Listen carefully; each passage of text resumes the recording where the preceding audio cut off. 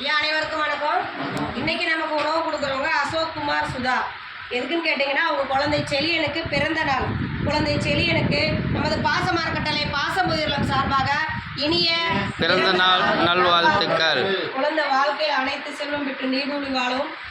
நமக்கு உணவு கொடுத்த அசோக் குமார் சுதா தம்பதிகள் வாழ்க்கையில் தொழில் அனைத்தும் பெற்று வாழ நமது பாசமார்க்கட்டளை பாசமுதிர்லம் சார்பாக இறைவன்கிட்ட ஒரு பிரார்த்தனை வச்சுக்கலாம்.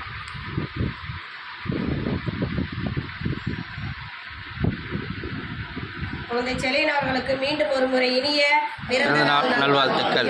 அசோக் குமார் சுதா தம்பதிகளுக்கும் எங்கள் பாசமக்களை சார்பாக நன்றிகளையும் வாழ்த்துக்களையும் தெரிவிச்சுக்கிறோம். இங்கே வந்திருக்கிற அனைத்து நண்பர்களுக்கும் நன்றிகளையும் வாழ்த்துக்களையும் தெரிவிச்சுக்கிறோம்மா.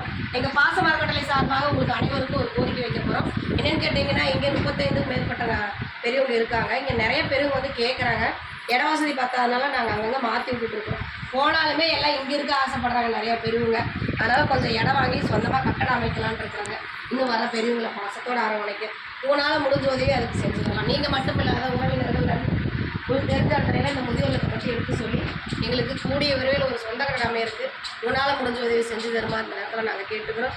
உணவு கொடுக்குற குடும்பத்தார் அனைவருக்கும் நன்றிகளையும் வாழ்த்துக்களையும் தெரிவிச்சுக்கிறோம். வாழ்க வளத்துடன். ஆசீர்வாதம்.